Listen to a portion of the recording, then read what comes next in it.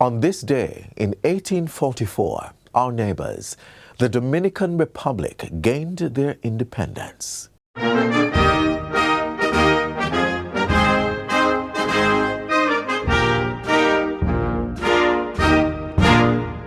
Nestled in the heart of the Caribbean, the Dominican Republic is a vibrant tapestry of culture, history, and natural beauty.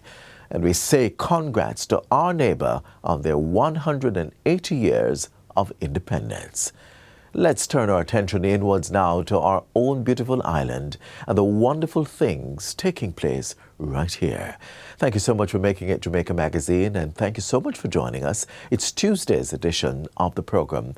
I'm Adrian Atkinson. We'll be right back after the news. Calling all creators, join the JIS Creators Challenge. We want to see your unique perspective on why you love Jamaica. Whether it's through a Jamaican adventure, arts and craftsmanship, or Jamaican cuisine. Or party lifestyle, or a celebration of our Otamaniwan people culture. Unleash your creativity in a video 1 minute or less, showcasing why you love Jamaica. Upload your video to your socials and tag JIS by March 8th. Follow us on all our platforms for more info on how to enter and prizes to be won. Stay tuned!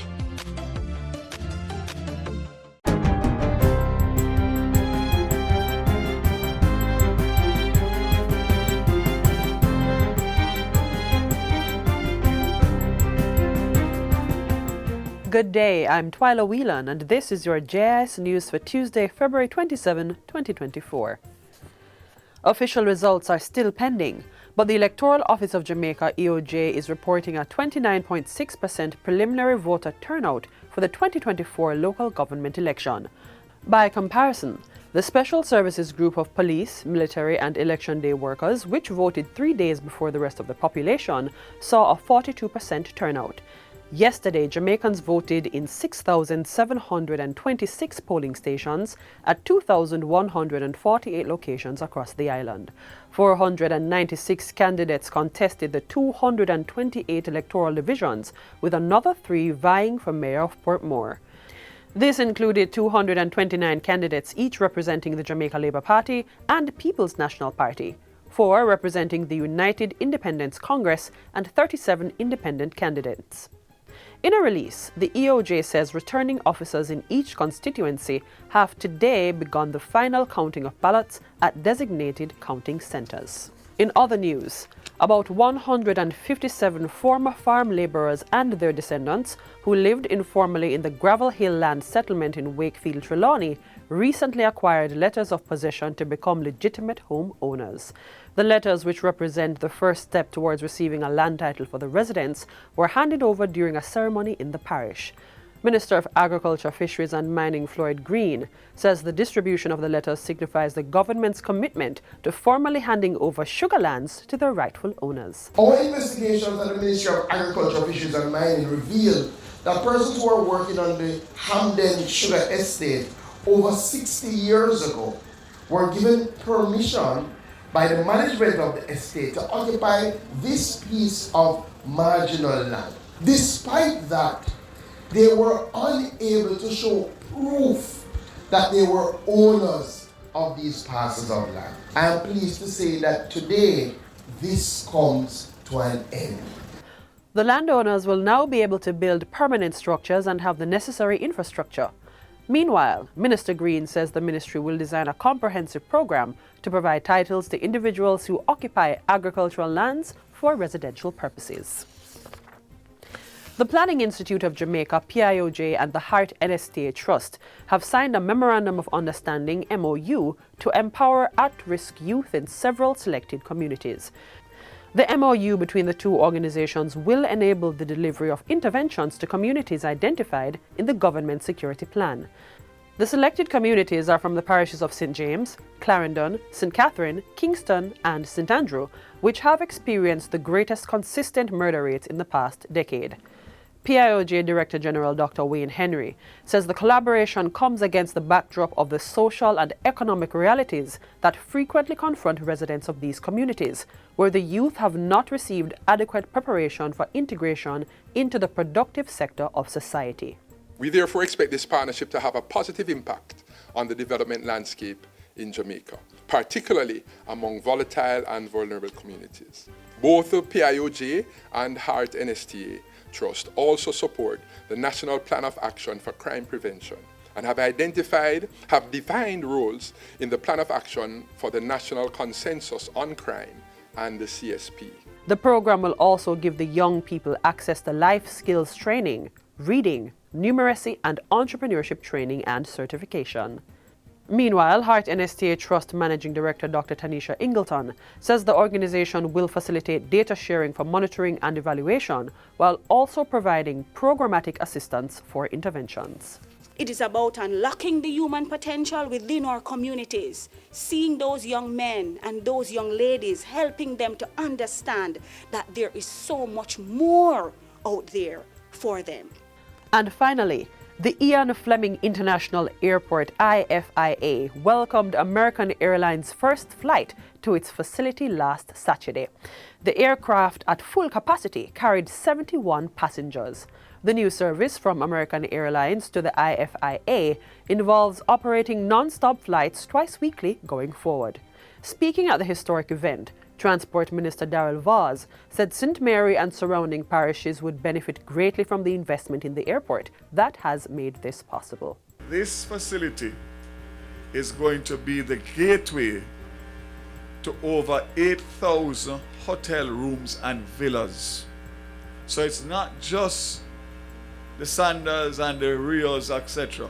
Member of Parliament for Western St. Mary Robert Montague also welcomed the new service, which he says has been long in planning and is just the beginning.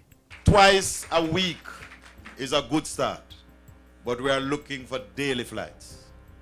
We are also looking for flights out of New Orleans, out of Atlanta, out of Tampa, because we have already had discussions with other airlines, because the day they heard American was coming, they too want to come.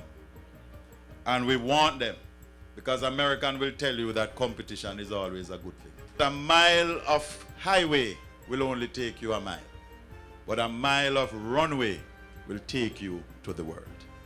And that's where St. Mary is going. The inaugural flight signifies a historic milestone and marks the beginning of a new era of connectivity for the IFIA and the Airports Authority of Jamaica. And that's it for JIS News Today. I'm Twyla Whelan. Thanks for watching.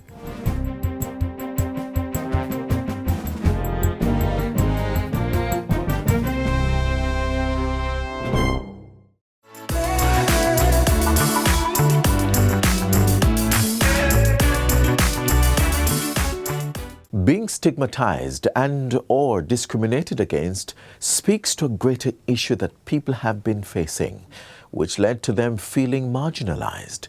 Let us be the change we want to see and end discrimination against those living with HIV/AIDS.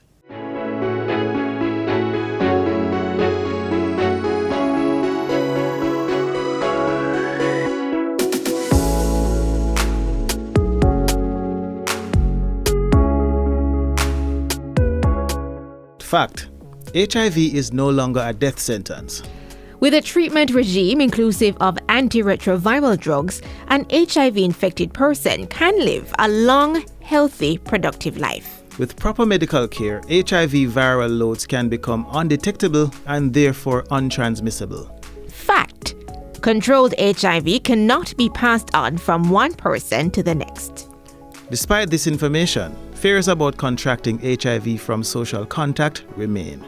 And HIV-positive persons continue to face stigma and discrimination.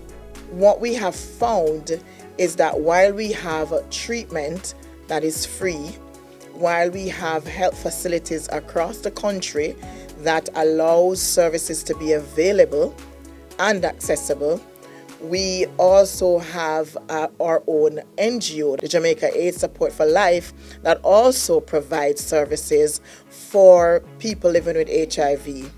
We still find that persons are still afraid to access the services.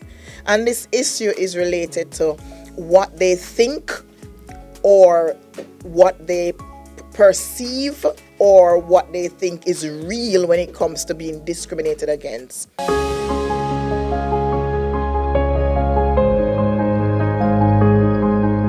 So discrimination is persons are being treated in a disrespectful way.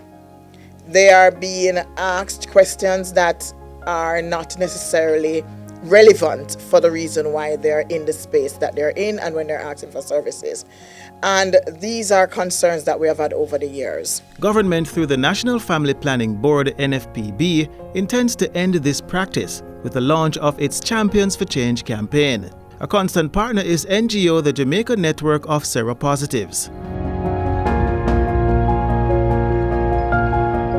Now, as a person living with HIV for over 23 years, it wasn't easy, it's a bit challenging, but I first learned to think about me.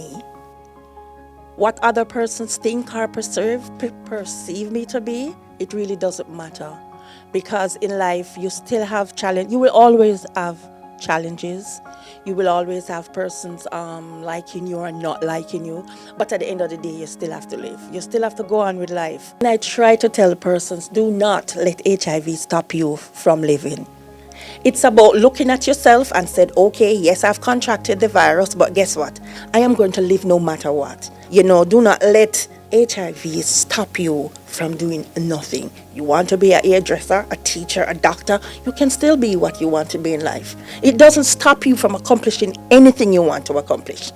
But what stops you is the fear of what others think. What I want people to understand is that persons living with HIV, it's your brother, your sister, your neighbor, your friends. And HIV is not something for us to just look down on an individual and say, listen, because you're HIV positive, I don't want anything to do with you. A 2019 Stigma Index survey among 509 HIV-positive persons documents that the most common forms of stigma and discrimination experienced is gossip, unfair remarks, and verbal harassment. So sometimes when you go into your office space and you hear persons speaking, they might be just talking to your friends and everything. Stop them. You don't know who is in your office. You don't know who is in the household. Be careful as to what you say and how you say it, because sometimes we're just very unkind and we say it for joke, but it's not a joke. We are hurting persons. Persons are being hurt. Persons are afraid.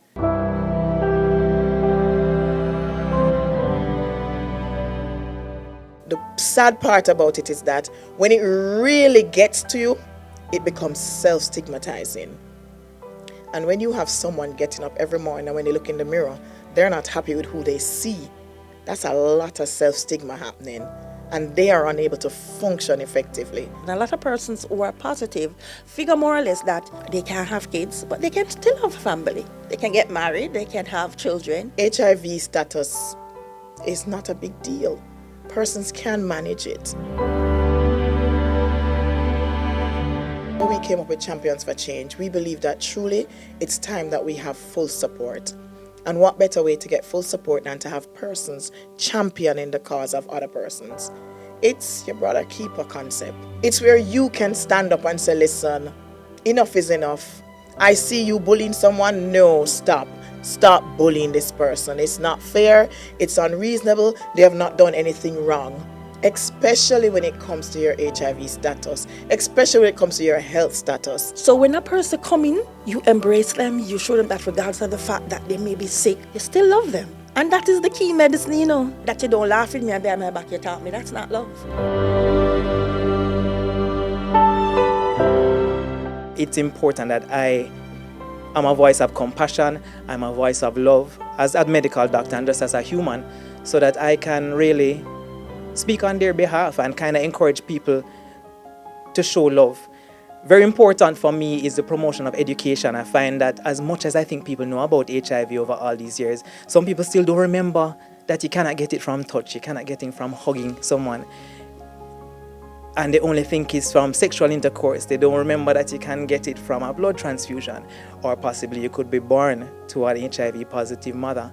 So in educating the populace and in educating the people, they will remember to show love. Myself and other champions have been speaking to a lot of important groups that have large reach, the Scouts, the JPs, and also using our social media platforms as a method to reach out to larger audiences. Each and every one of you out there is a champion, and you should actually be that voice. You should actually stop people from troubling people, teasing people, bullying people, discriminating, and encourage love, compassion, and just again, be a brother, be a sister, be someone who truly cares for others, as HIV is not going to be transmitted to you from a hug or from a touch or from sitting beside a coworker. So let's all be that champion for change, and let's all just show love and empathy in all that we do. Do your part. Show love, show support, don't discriminate.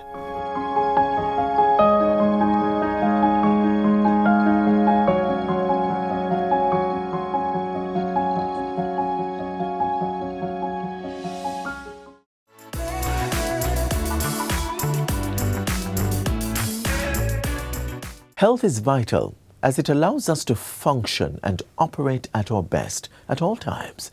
This upcoming feature explains ways in which healthcare is becoming more accessible.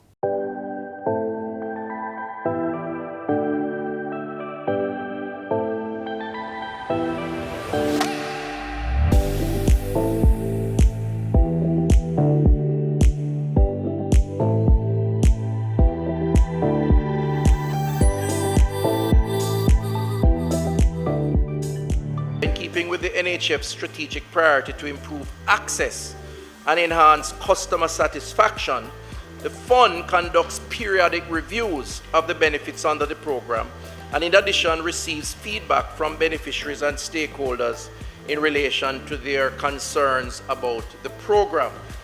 For the Board of Management meeting held on November 23, 2022, the directors approved the following changes to the individual benefits program. In terms of the NHF card, the card will now see an additional 41 new active pharmaceutical ingredients or APIs for the treatment of 8 conditions, namely hypertension, heart disease, vascular disease, diabetes, psychosis, glaucoma, sickle cell disease, and epilepsy. So 41 different medicines, if you will, to be simplistic for better understanding, to treat with these various ailments will be added to the list. This will cost an additional 474 million Jamaican dollars per annum in order to make provision for these additional drugs. In terms of the drug for the elderly program, JADIP, the board has also approved changes to ensure that 5 pharmaceutical items are added for the treatment of 5 conditions: arthritis, asthma, glaucoma, hypertension, and vascular disease based on some specific criteria. This will see approximately 21,000 active beneficiaries receiving benefits at an estimated cost of some $42.59 million per annum. Jamaican residents 60 years and older, Madam Speaker, just by way of information, can qualify for benefits under the Drug for the Elderly program.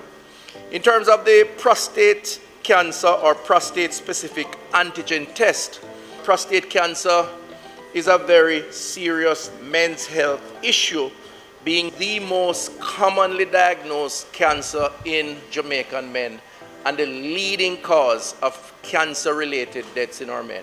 And so part of the challenge or the way forward is to encourage early detection through screening. Hence, this new addition to the NHF arrangement. So screening is really about early detection, and early detection saves lives. Screening for prostate cancer using the prostate-specific antigen test and the digital rectal examination or DRE can identify abnormalities and may find cancer early so that affected men can begin treatment before it spreads. Global Cancer Observatory data for 2020 estimates that Jamaica sees on average around 1,500 new prostate cancer cases annually. I am pleased to announce that the PSA test, the prostate-specific antigen test, will now be covered under the individual benefits program. Males over 40 years who are enrolled on the NHF card program can now access PSA tests. And this is very important that we encourage our men over 40 to get tested. In other words, it is taken care of if you are registered under the NHF card. The subsidy on the PSA test is set at $1,600 per test with a maximum allowance of 1 test per year, which is what you really need. We have some 89,665 active male claimants, 40 years and older, who can benefit from this new addition. And again, we say to these men, use the benefit to get tested. Early detection saves lives. To access these expanded benefits, Madam Speaker, and others, members of the public can call the NHF at 1-888, NHF or 1-888-342-5643. Visit the NHF's website at www.nhf.org.jm or visit any of the 106 drug serve locations for full-time and scheduled services at private and public health facilities island-wide. There are enough outlets for persons to get information and to access these benefits.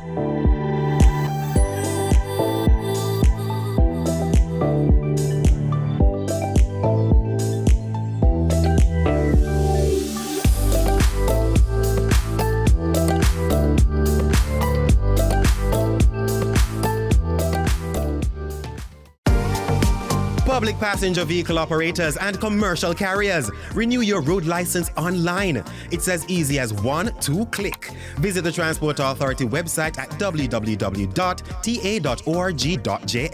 Choose your license type and click Apply Now. Sign in or create an account with your email address and complete the application process, uploading all relevant documents. Make payment using a debit or credit card. Once your application is approved, the Transport Authority will email you to collect your sticker. Pick up your sticker in office or utilize our courier service. Once the sticker is collected, your digital road license will be emailed to you. For more information, call the Transport Authority toll-free at 888-991-5687. In this upcoming feature, we'll explore how farmers are testing climate-smart technology as the world evolves. Choosing the freshest produce at the market is something that we all do as Jamaicans, especially when we want to whip up a mouth-watering pot of food. Incorporating climate-smart agricultural practices is one way to ensure that there is no disruption in our food quality, availability, and accessibility. But what exactly is climate-smart agriculture? It is simply farming practices designed to improve the resilience and the productivity of land affected by climate change. After a trip to get the freshest vegetables, I set aside time on another day to witness examples of Jamaicans employing climate-smart agricultural practices that should boost farm productivity and efficiency while lowering environmental impact. Here's what I've learned.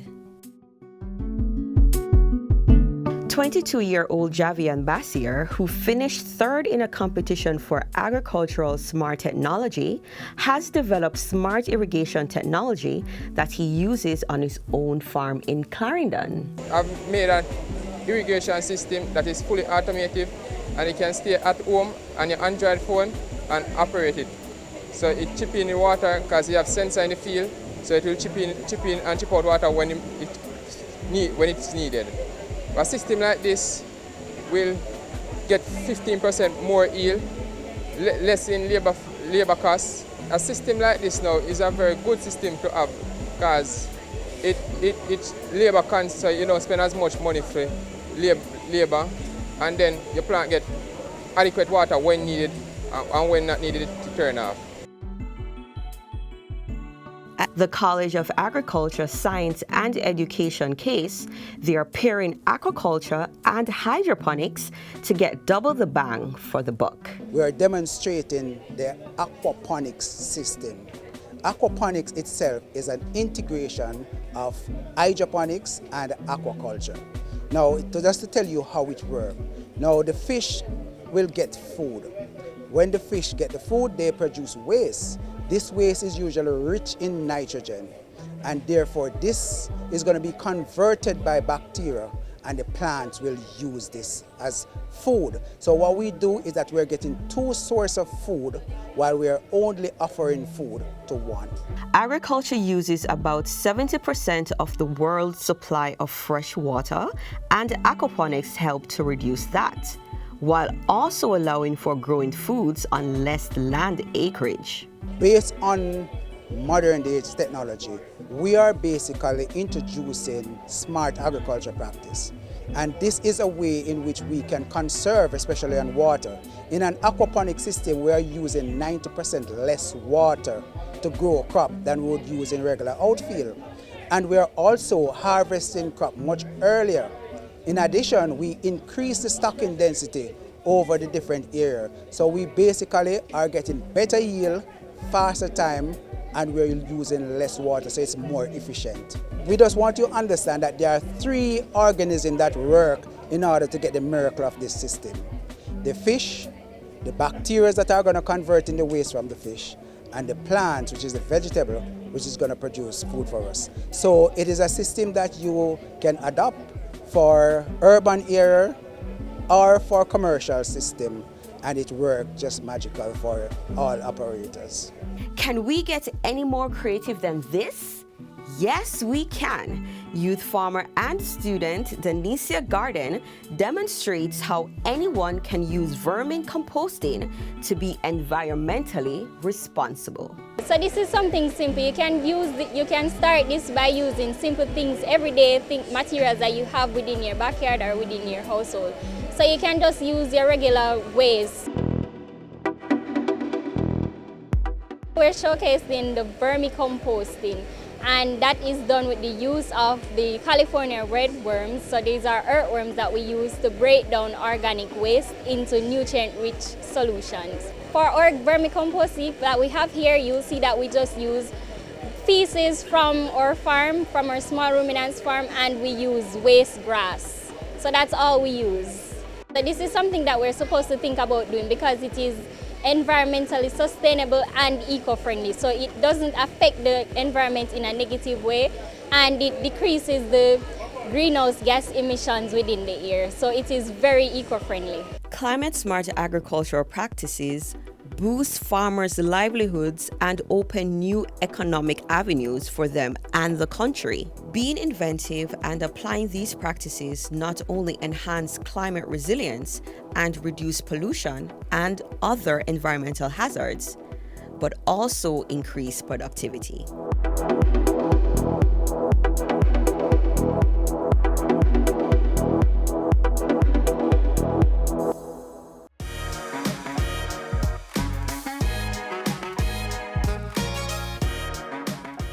Our program concludes for today, but be sure to join us again tomorrow, same time and place for another lineup geared towards providing you with information on the government's policies and initiatives for building a better Jamaica.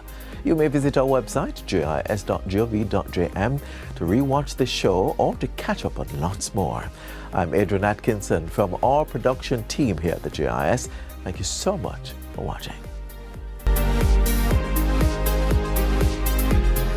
This has been a production of the Jamaica Information Service, the voice of Jamaica.